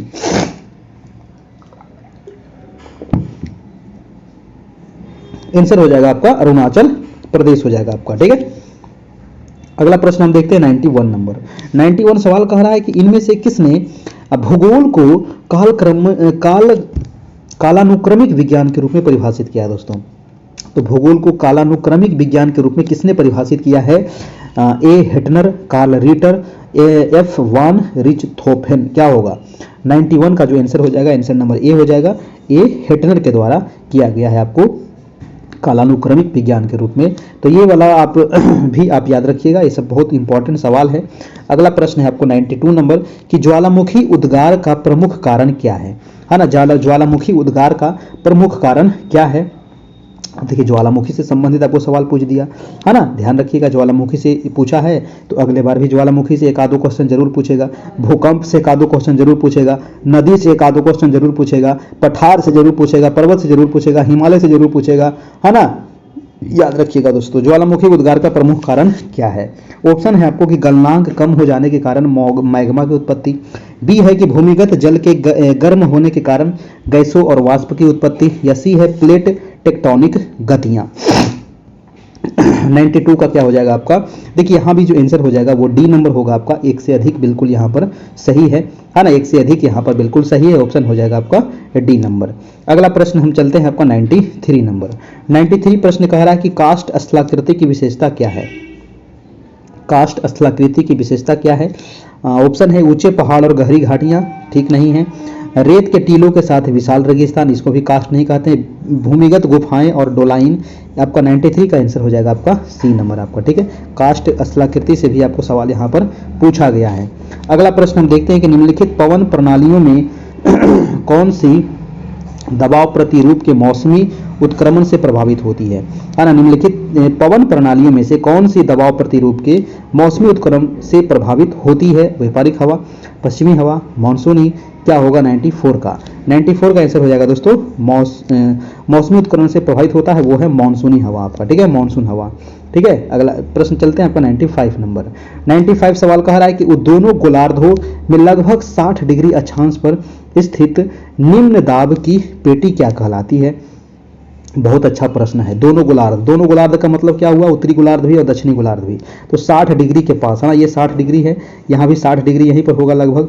तो 60 डिग्री के पास कह रहा है दोस्तों निम्न दाब का जो पेटी है इसको क्या कहते हैं, है ना। निम्न दाब का पेटी है, लो प्रेशर का जो पेटी है इसको क्या कहते हैं, ये बताइएगा आपको। इसको क्या कहा जाता है? तो उपध्रुवीय निम्न दाब पेटी। क्या कहते हैं? उपध्रुवीय निम्न दाब पेटी। ध्रुवीय नहीं होगा, ध्रुवीय होगा कहाँ? तो 66.5 के बाद, यानी कि 66.5 के बाद होता है ध्रुवीय। ये तो गलत हो गया आपका। इंटर ट्रॉपिकल भी आपका गलत है, तो उपध्रुवीय इसमें आ जाएगा आपका, ऑप्शन नंबर बी आ जाएगा। अगला प्रश्न है आपका 96 नंबर। 96 कह रहा है कि पर्वतीय वर्षा का कारण क्या होता है। बहुत अच्छा सवाल है आपको, है ना। देख रहे हैं ना, पर्वतीय वर्षा भी पूछ लिया। यहाँ पर देखिए वायु, है ना, तो वायु से संबंधित भी आपको पूछ लिया, है ना। तो पर्वतीय वर्षा का कारण क्या होता है ना, क्या होता है? 96 का ऑप्शन दिया गया है वायु वाताग्र का ऊपर उठना, वातावरण में संवहन क्रिया, पर्वतों और पहाड़ियों द्वारा वायु का ऊपर उठना। क्या होगा 96 का? बिल्कुल पर्वतीय वर्षा कैसे होती है ना, तो पर्वतों या पहाड़ियों द्वारा वायु का ऊपर उठना, है ना। ये जैसे कोई पहाड़ है दोस्तों, है ना। अब जैसे कि मान लीजिए दक्षिण पश्चिम मानसून जो आती है तो ये नॉर्थ ईस्ट से आती है आपको यहाँ पर, और यहाँ पर क्या है दोस्तों, पश्चिमी घाट पर्वत है ना, इसे टकराती है और हवाएं क्या है, पहाड़ों के ऊपर चढ़ती है, पहाड़ों के ऊपर चढ़ती है और क्या करती है, वर्षा करती है फिर। तो ये हो जाएगा आपका ऑप्शन नंबर सी। अगला प्रश्न चलिएगा 97 नंबर। 97 कह रहा है कि जलीय चक्र निम्नलिखित में से किसे बनाए रखने में मदद करता है। जलीय चक्र है ना, जलीय चक्र कह रहा है कि किसे बनाए रखने में मदद करता है। तो जलीय चक्र दोस्तों किसको बनाए रखने में मदद करता है, 97 का क्या होगा। 97 का ऑप्शन दिया गया है वैश्विक तापन संतुलन, बिल्कुल ठीक बात है। वायुमंडलीय दबाव संतुलन, महासागरीय लवणता संतुलन, तीनों हो जाएगा आपका, एक से अधिक हो जाएगा, यहाँ पर डी नंबर हो जाएगा। अगर जलीय चक्र नहीं चलेगा भाई तो गड़बड़ा जाएगा। अब जैसे वाष्पीकरण ही नहीं होगा, संघनन नहीं होगा, वर्षा नहीं होगा, ये चक्र है ना, अगर ये चक्र नहीं होगा तो सारा सिस्टम ही गड़बड़ा जाएगा। इनसे इसका आंसर क्या हो जाएगा, डी नंबर, एक से अधिक हो जाएगा। ठीक है, अगर आपको देखिए पीडीएफ अगर चाहिए 6 से लेकर के 10 क्लास तक, ठीक है, एमसीक्यू एनसीईआरटी से संबंधित, तो आप इस पे व्हाट्सएप कर सकते हैं, आपको मिल जाएगा। 6 से लेकर के 10 क्लास तक आपको है ना एनसीईआरटी सामाजिक विज्ञान का आपको मिलेगा, हिस्ट्री, ज्योग्राफी, पॉलिटी, इकोनॉमिक्स सभी मिल जाएगा, और एमसीक्यू के रूप में मिलेगा आपको, है ना, और चैप्टर वाइज मिलेगा, अलग अलग चैप्टर बनाया गया है, अलग अलग क्लास का, अलग अलग सब्जेक्ट का आपको पीडीएफ मिल जाएगा। अगला प्रश्न देखिए, हम 98 चलते हैं। 98 नंबर सवाल कह रहा है कि पूरे विश्व के महासागरों में फैली हुई समुद्र के भीतर पानी के नीचे की पर्वत श्रृंखलाएं क्या कहलाती है। देखिए प्रश्न बहुत बढ़िया है। अब देखिए हम यहाँ पर कहाँ चले गए, समुद्री विज्ञान में हम चले गए, है ना, यानी कि ओशियोनोग्राफी में चले गए आपको, है ना। ओशियोनोग्राफी अब यहाँ पर क्वेश्चन पूछ दिया कि पूरे विश्व के जो महासागर है उसमें फैली हुई समुद्र के भीतर पानी के नीचे पर्वत की जो श्रृंखलाएं हैं उसको क्या कहते हैं। ऐसा थोड़ी कि पर्वत जो है आपको सिर्फ स्थल मंडल पे है, नहीं, वो आपको जल मंडल पे भी है दोस्तों, है ना। आप समुद्र के अंदर भी बड़े बड़े पहाड़ है दोस्तों, समुद्र के अंदर भी दोस्तों बड़े बड़े खाइयां है, मैदान है, सब चीज है ना। तो उसको क्या कहते हैं दोस्तों, वो आपसे पूछ रहा है। इसको कहा जाता है आपको खाई कहते हैं, बिल्कुल गलत बात है। सी माउंट भी नहीं कहते हैं, अगाध मैदान भी नहीं कहते हैं, ऑप्शन नंबर ई हो जाएगा आपका। आप इसको बताइएगा कि इसका आंसर क्या होगा, है ना। इसका आंसर इसमें से कोई भी दिया नहीं है, इसका आंसर ई होगा। आप अपना गूगल करके खोज करके इसका आंसर बताना है। अगला प्रश्न देखिएगा 99 नंबर कह रहा है कि कोरियलिस प्रभाव महासागरीय धाराओं को कैसे प्रभावित करता है। कई बार हम बताए हैं कोरियलिस बल के बारे में, है ना, कोरियलिस बल के बारे में हम बहुत बार बताए हैं कि कोरियलिस बल में क्या होता है। इसका आंसर आपको बताना है। इसकी गति बढ़ा के, बिल्कुल गलत है, उन्हें एक सीधी रेखा में चलने के लिए प्रेरित करके नहीं, विक्षोभ और भंवर पैदा करके, गलत बात है। देखिए कोरियलिस बल क्या होता है ना, तो देखिए ये है आपका ग्लोब, ये है आपका 0 डिग्री, है ना। तो भूमध्य रेखा से जैसे ही दोस्तों हवाएं पार करती है ना, भूमध्य रेखा से पार करती है, हवाएं किधर मुड़ जाती है, अपने दाहिने तरफ मुड़ जाती है। ठीक है, अपने दाहिने तरफ मुड़ जाती है कोरियलिस बल के वजह से। और यही जब भारत में दोस्तों यही आपको यहाँ पर मानसून आता है आपका, है ना। यही अगर आप देखिएगा तो ये हवाएं ऐसे आते रहती है, फिर इधर चली जाती है, नीचे की ओर यहाँ जाती है, तो उतना जगह नहीं है ना यहाँ पर। ठीक है, तो ये हवाएं जो है वो नीचे से आती है, ठीक है, यहाँ से हवाएं जैसे ऐसे चल रही है ना, हवाएं ऐसे चल रही है, और कोरियलिस बल की वजह से ये जो आपका 0 डिग्री है ना, यहाँ से इसे मुड़ जाती है। ठीक है, इस वजह से इसे मुड़ जाती है। यहाँ पर आंसर हो जाएगा ई नंबर आपका 99 का। चलिए अगला प्रश्न है आपका 100 नंबर। 100 नंबर है कि ऊर्जा उत्पादन के लिए जीवाश्म ईंधन को जलाने से क्या होता है। बताइए, ऊर्जा उत्पादन के लिए जीवाश्म ईंधन को अगर आप जलाइएगा तो क्या होता है। ग्रीन हाउस गैस का उत्सर्जन होगा, ओजोन परत का क्षरण होगा, वायु प्रदूषण और जलवायु परिवर्तन होगा। 100 का क्या होगा, बिल्कुल सही बात है दोस्तों। अगर आप जीवाश्म ईंधन को जलाइएगा, है ना, यानी कि जैसे कोयला जलाते हैं तो क्या निकलता है, धुआं निकलता है कि नहीं निकलता है, तो ग्रीन हाउस से प्रभाव होगा, ओजोन परत क्षरण होगा आपका, बिल्कुल सही है ना। 1 से अधिक यहाँ पर हो जाएगा आपका डी नंबर, यहाँ 1 से अधिक यहाँ पर बिल्कुल सही है। अगला है आपका 101 नंबर।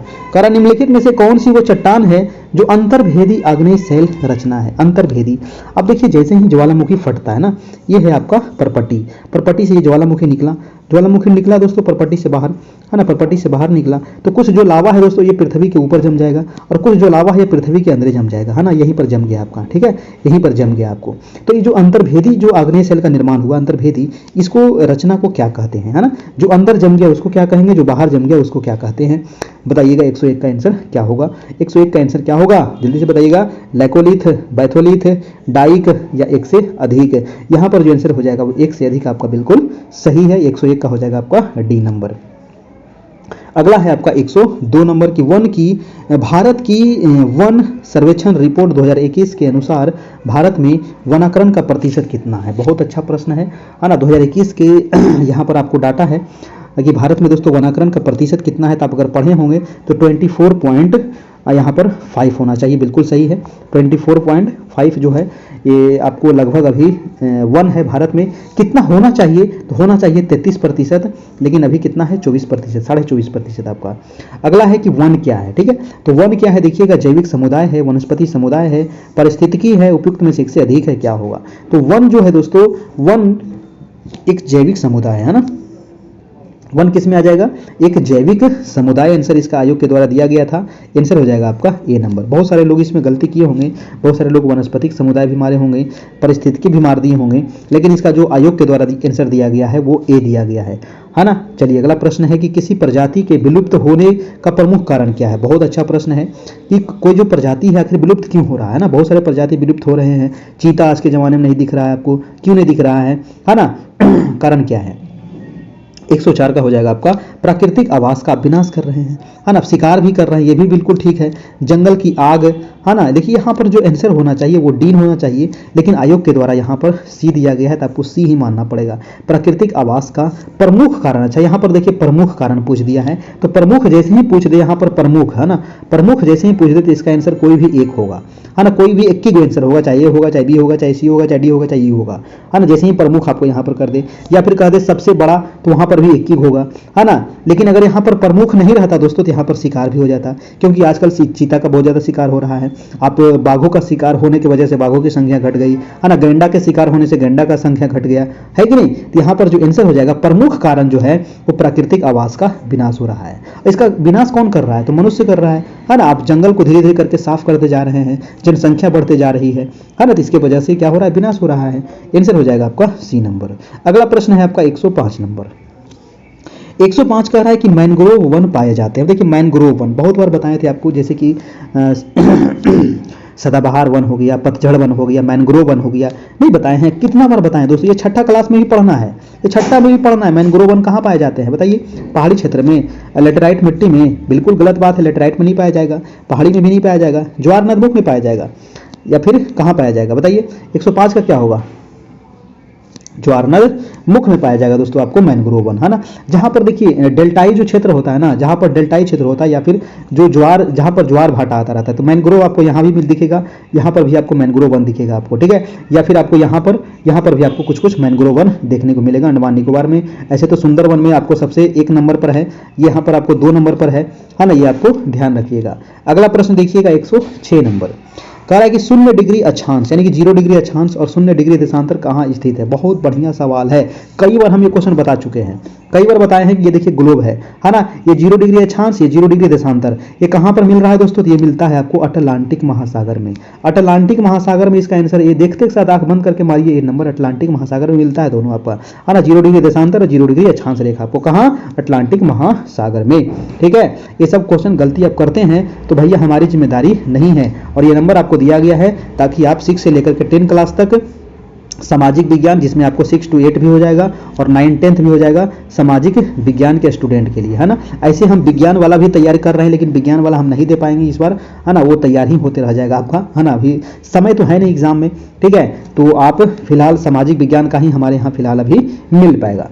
चलिए हम देख लेते हैं अगला सवाल है 107 नंबर। निम्नलिखित कथनों में से कौन सा सही है। और देखिए क्लास 6 वाला हम पॉलिटी हम भेज दिए हैं, क्लास 7 हम बना रहे थे दोस्तों, है ना। थोड़ा सा कुछ काम आ गया इसकी वजह से, पॉलिटी में लगभग बन गया है ना, पॉलिटी में लगभग बन गया है। पॉलिटी में भी आपका 9 चैप्टर है टोटल आपका, एनसीईआरटी पॉलिटी क्लास 7 वाला, 7 भी लगभग आपका बन ही गया है, 8 भी लगभग बन गया है। एक से एक दिन में आज है, हम कोशिश करेंगे कि आपका पॉलिटी डाल दे 7 क्लास का आपका, 4-5 को हम बना दिए थे, 2-3 बाकी था आपका, है ना। बस उसमें कुछ कुछ और एडिट करना था, बाकी सब बन गया था आपका। क्लास 8 वाला भी लगभग बन नहीं है, कुछ कुछ एडिट करना है खाली, है ना। क्योंकि देखिए बहुत ज़्यादा काम होता है। 6 वाला तो आपको हम भेज दिए, 7 वाला भी हम भेज देंगे, है ना। बहुत सारे लोग बका रहे हैं, बकाने की जरूरत नहीं है, जो पहले भेजा गया उसको तो याद कर लीजिए, है ना, उसको तो याद कीजिए आप। 7 नंबर सवाल देखिए, निम्नलिखित कथनों में से कौन सा यहाँ पर सही है ना। 4 कथन दिए गए, 5 कथन है। ए है कि पृथ्वी का आंतरिक कोर लोहे और निकल है, बहुत बढ़िया बात है, बिल्कुल सही है जी, है ना, है कि नहीं सही। 7 का जो पृथ्वी का जो आंतरिक कोर है ना, सियाल सीमा नीफे पढ़े हैं ना, सियाल सीमा नीफे नहीं पढ़े हैं, नहीं पढ़े हैं जी, ये कितना बार बताए हैं, है ना। ये ऊपर वाला सियाल, ये सीमा, ये नीफे, यानी कि क्रस्ट मेंटल कोर, है ना। जो कोर बना हुआ है किससे बना हुआ है, तो आपका लोहा और निकल से बना हुआ है, बहुत बार बताए हैं। चलिए अगला जो ऑप्शन दिया गया, पृथ्वी का आंतरिक कोर ठोस अवस्था में है, क्या ये सही है? अगला है सी नंबर कि पृथ्वी के भीतरी भाग में बाहरी भाग की तुलना में अधिक गहराई है। चलिए इसका जो आंसर होगा वो आंसर हो जाएगा आपका 1 से अधिक, बिल्कुल ठीक है। 7 का आंसर हो जाएगा आपका डी, 1 से अधिक। अगला प्रश्न देखिएगा 108 नंबर। 108 नंबर कह रहा है कि पृथ्वी पर निम्नलिखित में से कौन सी आकृति जो है वो विवर्तनिक गति से बनी है ना? प्लेट विवर्तनिक जो सिद्धांत है उससे जो निर्माण हुआ है वो किसका निर्माण हुआ? ज्वालामुखी पर्वत। ज्वालामुखी पर्वत भ्रंश या वलन या खाई क्या होगा? 108 का आंसर क्या हो जाएगा? D number. यहाँ भी आंसर हो जाएगा 1 से अधिक, है ना? जो विवर्तनिक गति से आपको यहाँ पर 1 से अधिक हो जाएगा, इसका आंसर डी नंबर आपका, ठीक है। अगला प्रश्न देखिएगा 109 नंबर। 109 नंबर दिया गया है कि पारिस्थितिक आला यानी कि नीच क्या संदर्भित करता है दोस्तों? पारिस्थितिक आला क्या संदर्भित करता है? आला मतलब नीच होता है। ऑप्शन है आपको आदमी और पर्यावरण के बीच परस्पर क्रिया, या फिर बी है पारिस्थितिकी तंत्र में एक जीव की कार्यात्मक भूमिका, या सी है मनुष्य और पौधों की परस्पर निर्भरता। पारिस्थितिक आला क्या संदर्भित करता है? तो हो जाएगा पारिस्थितिक तंत्र में एक जीव की कार्यात्मक भूमिका। ऑप्शन नंबर हो जाएगा आपका बी, बिल्कुल सही। अगला देखिएगा 110 नंबर। 110 है कि ऊर्जा जो वातावरण से परिवर्तित होती है ना? वो कौन सी ऊर्जा है जो वातावरण से परिवर्तित होती है? उस ऊर्जा को क्या कहते हैं? 110 का क्या होगा? उस ऊर्जा को वातावरण को गर्म नहीं करती है ना? वो ऊर्जा जो वातावरण से परिवर्तित होती है वो वातावरण को गर्म नहीं करती है, या फिर आपका आने वाली ऊर्जा की तुलना में एक अलग तरंगदैर्घ्य बनाती है, या फिर अवशोषण द्वारा वातावरण को गर्म करती है। इनसे हो जाएगा आपका ए नंबर, बिल्कुल सही हो जाएगा 110 का। अगला है कि किसी सतह के अल्बेडो का अर्थ क्या होता है? बताइए, किसी सतह के अल्बेडो का अर्थ क्या होता है? ऑप्शन है सौर विकिरण को अवशोषित करने की उसकी क्षमता, बी है गर्मी विकिरण करने की उसकी क्षमता, या सी है सौर विकिरण को प्रवर्तित करने की उसकी क्षमता। 111 का जो आंसर दिया गया था आयोग के द्वारा वो आंसर हो जाएगा आपका सी नंबर, यानी कि सौर विकिरण को प्रवर्तित करने की उसकी क्षमता। अगला प्रश्न है दोस्तों आपका 12 नंबर। 12 नंबर सवाल है कि वैश्विक तापन ग्लोबल वार्मिंग, वैश्विक तापन मतलब ग्लोबल वार्मिंग से वैश्विक औसत तापमान में वृद्धि के कारण क्या है? अभी वर्तमान में क्या हो रहा है? अभी वर्तमान में क्या हो रहा है? ग्लोबल वार्मिंग हो रहा है ना? ग्लोबल वार्मिंग से क्या हो रहा है दोस्तों? जो ध्रुवीय जो क्षेत्र पे आपको बर्फ जमी हुई है वो क्या हो रहा है दोस्तों? पिघल रहा है। यहाँ जो हिमालय पर्वत है, हिमालय पर्वत जो बर्फ है दोस्तों वो लगभग 50% पिघल गया है ना? और जब ये पिघलेगा तो क्या होगा, है ना? जो हमारा समुद्र है, प्रशांत महासागर है, अटलांटिक महासागर है, हिंद महासागर है, इसका जलस्तर क्या होगा? बढ़ेगा। और इसका जलस्तर बढ़ेगा तो जो द्वीपीय देश हो गया होगा डूबेगा, है ना? तो डूबेगा भाई। तो आखिर जो इसका वृद्धि के कारण क्या था? ये ग्लोबल वार्मिंग का कारण क्या था? ये सवाल है। कह रहा है कि गर्मी की लहरों की आवृत्ति और तीव्रता में वृद्धि, ध्रुवीय बर्फ की चोटियों और ग्लेशियरों को पिघलना, समय के स्तर में वृद्धि। 12 का आंसर हो जाएगा आपका 1 से अधिक, है ना? 12 का जो आंसर हो जाएगा 1 से अधिक यहाँ पर आयोग के द्वारा आंसर दिया गया था, डी नंबर यहाँ पर बिल्कुल सही हो जाएगा। ध्रुवीय बर्फ की चोटियों और ग्लेशियरों को पिघलना ठीक है, समुद्र के स्तर में वृद्धि ये भी होगा, और गर्मी की लहरों की आवृत्ति और तीव्रता में वृद्धि ये भी ठीक है ना? यानी कि आंसर हो जाएगा डी नंबर। अगला प्रश्न देखिएगा आपको 13 नंबर। 13 नंबर सवाल कर रहा है दोस्तों कि उष्ण कटिबंधीय चक्रवात के केंद्र में स्थित शांत और कम दबाव की स्थिति वाला क्षेत्र क्या कहलाता है? देखिए उष्ण कटिबंधीय जो चक्रवात का जो क्षेत्र होता है ना? तो उसका केंद्र में, जैसे कि ये उष्ण जो चक्रवात आता है दोस्तों इस प्रकार से घूमता है ना, इस प्रकार से घूमता है आपको, ठीक है, इस प्रकार से, है ना? तो यहाँ पर जो सेंटर है यहाँ पर क्या होता है? लो प्रेशर होता है, और बाकी क्या होता है? हाई प्रेशर इधर होता है, ठीक है। तो हवाएं कैसे चलती है? ऐसे चलती है ना? हवाएं कैसे चलेगी? बाहर से अंदर की ओर चलती है, ये होता है आपको चक्रवात में, ठीक है। तो यही जो क्वेश्चन पूछ रहा है कि ये जो शांत और कम दबाव की जो स्थिति वाला क्षेत्र है इसको क्या कहते हैं? इसको कहा जाता है दोस्तों आंख, है ना? इसको क्या कहते हैं? आंख कहते हैं। ये क्वेश्चन हम बहुत पहले पढ़े थे, है ना? चलिए इसका आंसर हो जाएगा ए नंबर। अगला प्रश्न देखिएगा आपको 14 नंबर। कह रहा है कि निम्नलिखित में से कौन सा नवीकरणीय संसाधन का उदाहरण है? नवीकरणीय देखिए संसाधन से आपको क्वेश्चन पूछेगा, है ना? संसाधन, जी हाँ, संसाधन से आपको क्वेश्चन 1-2 को जो क्वेश्चन जरूर पूछेगा, ठीक है। यहाँ पर देखिए चक्रवात से भी आपको क्वेश्चन पूछ दिया, है ना? ध्यान रखिएगा, चक्रवात से भी, ग्लोबल वार्मिंग से भी क्वेश्चन पूछ दिया आपको, ठीक है। चलिए तो यहाँ पर हम देखते हैं नवीकरणीय जो संसाधन है दोस्तों वो कौन सा हो जाएगा, 114 का हो जाएगा आपका डी नंबर, 1 से अधिक हो जाएगा नवीकरणीय, है ना। जो वन है हमारा ये भी तो नवीकरणीय हो जाएगा दोस्तों, वन्य जीव है ये भी तो नवीकरणीय हो जाएगा, है ना। मिट्टी की उर्वरता भी तो नवीकरणीय हो जाएगा, आंसर नंबर हो जाएगा 1 से अधिक है। अगला प्रश्न है आपका 115 नंबर। देखिए फटाफट आप लोग एक बार वीडियो को लाइक कर दीजिएगा, है ना मेरे भाई मेरे बहन, एक बार वीडियो को लाइक कर दीजिए और चैनल पर नए होंगे तो सब्सक्राइब कर लीजिएगा, अपने दोस्तों को शेयर कर दीजिएगा। प्रश्न निम्नलिखित में से कौन सा सामान्य सुलभ संसाधन है? सामान्य सुलभ संसाधन कौन सा है? वातावरण में नाइट्रोजन, यूरेनियम, मिट्टी, क्या होगा? सामान्य सुलभ संसाधन जो हो जाएगा वो हो जाएगा आपका मिट्टी, है ना। सामान्य सुलभ संसाधन जो हो जाएगा, वातावरण में नाइट्रोजन क्या सामान्य सुलभ है? नहीं। यूरेनियम क्या सामान्य सुलभ है? बिल्कुल नहीं, है ना। जो हमारा मिट्टी है दोस्तों ये सामान्य सुलभ है, किसी को भी उपलब्ध हो जाता है ना, लेकिन आपको यूरेनियम मिल जाएगा। अगर यूरेनियम खुले छोड़ दीजिएगा भाई तो गड़बड़ मामला हो जाएगा, है ना, ये भी गलत है। ठीक है, आंसर हो जाएगा सी नंबर आपका बिल्कुल सही। 16 नंबर देखिएगा, कह रहा है कि कृषि की दृष्टि से विषवतीय क्षेत्र क्या महत्व है? कृषि की दृष्टि से दोस्तों जो विषवतीय क्षेत्र यानी कि जो 0 डिग्री वाला एरिया है ना, इसका क्या महत्व है? ऑप्शन है आपका कि व्यापक वाणिज्य कृषि, बी है मिट्टी की खराब गुणवत्ता जो कृषि के लिए उपयुक्त नहीं है, या सी है कि इसमें विविध प्रकार की फसल होती है। कृषि की दृष्टि से विषवतीय क्षेत्र का क्या महत्व है? तो महत्व जो है दोस्तों इसमें विविध प्रकार की फसल होती है, जो विषवतीय क्षेत्र है यहाँ पर, है ना। सी नंबर आपका बिल्कुल सही हो जाएगा। ये वाणिज्यिक कृषि तो बिल्कुल नहीं होगा। वाणिज्यिक कृषि कहां पर होता है? वाणिज्यिक कृषि होता है दोस्तों शीतोष्ण वाला में, है ना, जो शीतोष्ण क्षेत्र है ना, वहां पर होगा वाणिज्यिक कृषि। अगला प्रश्न देखिएगा आपका 17 नंबर। 17 नंबर सवाल है कि निम्नलिखित में से कौन सा कारक संयुक्त राज्य अमेरिका में गेहूं के उच्च उत्पादन में योगदान देता है? देखिए बहुत अच्छा सवाल है। तो देखिए आपको विश्व से संबंधित आपको सवाल पूछ दिया। गेहूं में जो अधिक अमेरिका में दोस्तों अधिक जो गेहूं का उत्पादन होता है, उच्च उत्पादन में योगदान देता है, तो कौन सा कारण है? कारण क्या है कि अमेरिका में सबसे अधिक गेहूं का उत्पादन होता है? कारण क्या है? 17 का आंसर हो जाएगा आपका उन्नत कृषि प्रौद्योगिकी, बिल्कुल ठीक है। देखिए बहुत सारे जो लोग हैं इस क्वेश्चन का आंसर डी मारे होंगे, बहुत सारे लोग डी मारे होंगे, लेकिन आयोग के द्वारा आंसर नंबर ए दिया गया है और ये ही आपको मानना पड़ेगा, है ना। और संयुक्त राज्य अमेरिका में दोस्तों जो गेहूं के उच्च उत्पादन में जो योगदान है वो वहां पर जो प्रौद्योगिकी है, जो टेक्नोलॉजी है दोस्तों, वो बहुत ज्यादा आपको हाई टेक्नोलॉजी है वहां पर, है ना। इसी वजह से वहां पर गेहूं का उत्पादन अधिक होता है। अनुकूल जलवायु, ये अब जो व्यापक सिंचाई प्रणाली, है ना। ऐसे देखिए ये भी कुछ हद तक ये भी आपका ठीक है, लेकिन आपको यहाँ पर जो मेन आंसर होगा वो आंसर ये दिया गया है आयोग के द्वारा। ठीक है, चलिए अगला प्रश्न है आपका 18 नंबर। कह रहा है कि विश्व का कौन सा जो देश है वो 2022 में कपास का सबसे बड़ा उत्पादक? देखिए यहाँ पर कपास भी पूछ दिया, गेहूं वाला भी एक जगह देखे थे, एक जगह निर्यात वाला भी हम देखे थे, गेहूं का निर्यात वाला, है ना, जो रसिया था आपका। यहाँ पर देखिए कपास के बारे में पूछ दिया, है ना। तो इस प्रकार का सवाल आपको याद कर लेना है, रट लेना है। ठीक है, तो 2022 में कपास का सबसे बड़ा उत्पादक था, और 2022 वाला पूछेगा, है कि नहीं। अभी जो एग्जाम जो हो रहा है ना ये 2022 वाला, इस बार भी 2022 वाला पूछेगा। ठीक है, इस बार भी 2022 वाला पूछेगा, ध्यान रखिएगा। तो विश्व का कौन सा जो देश है 2022 में कपास का सबसे बड़ा उत्पादक था? तो 2022 में जो उत्पादक था वो हो जाएगा चाइना, है ना, वो हो जाएगा चीन। और बहुत सारे लोग इसमें मारे होंगे ब्राजील, जो गलत है। अमेरिका मारे होंगे, ये भी गलत है। विश्व का सबसे बड़ा उत्पादक कपास का दोस्तों कौन है? वो हो जाएगा चीन, है ना, वो हो जाएगा चीन हो जाएगा। अगला प्रश्न है आपका 19 नंबर कि अनुकूलतम विकास के लिए किस फसल को उष्ण या उपोष्ण कटिबंधीय जलवायु की आवश्यकता होती है? ना, अनुकूलतम विकास के लिए दोस्तों किस फसल को उष्ण या उष्ण कटिबंधीय जलवायु की आवश्यकता होती है? क्या होगा 19 का?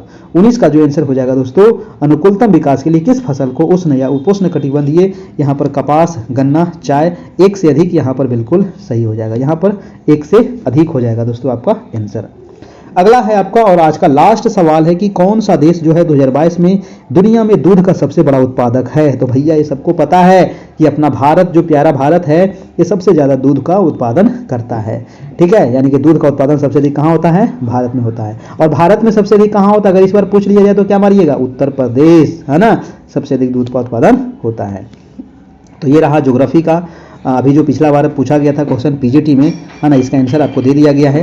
ठीक है, और अगर आपको दोस्तों 6 से लेकर के 10 क्लास तक अभी फिलहाल हमारे यहाँ एनसीईआरटी चैप्टर वाइज आपको एमसीक्यू नोट्स आपको दिया जा रहा है।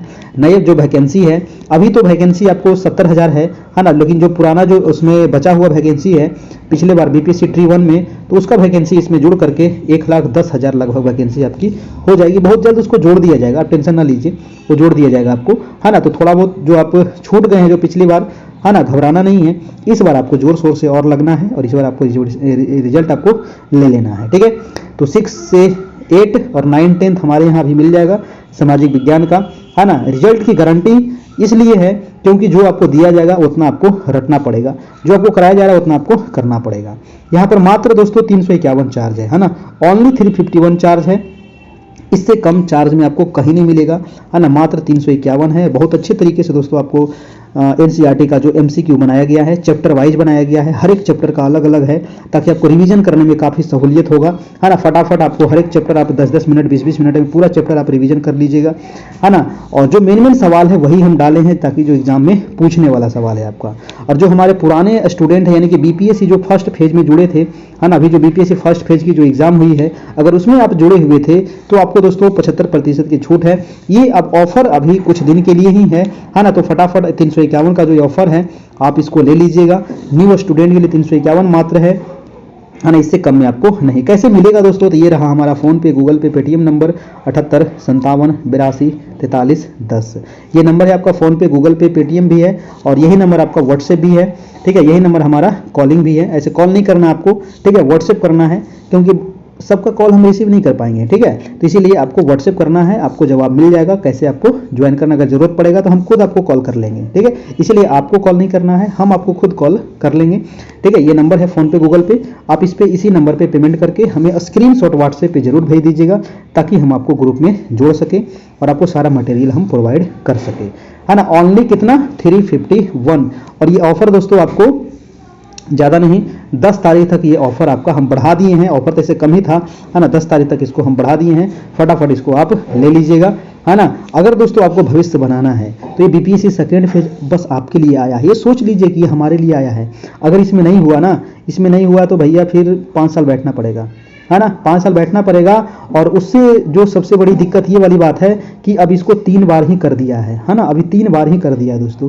और इस अनुसार जितना भी वैकेंसी आ रहा है ना, अभी सेकेंड फेज में तो 70,000 आया है, फर्स्ट फेज में देखिए 1,70,000 था, सेकेंड फेज में आ गया सीधा 1 लाख, घट गया नहीं 70,000 आ गया, है ना। ऐसे इसमें सीट बढ़ेगा, आपका सीट बढ़ेगा, 1,20,000 लगभग होगा, है ना। थर्ड फेज में जब आएगा तो मात्र 30 से 40,000 आएगा, है ना। फोर्थ फेज में आएगा तो 20,000 आएगा।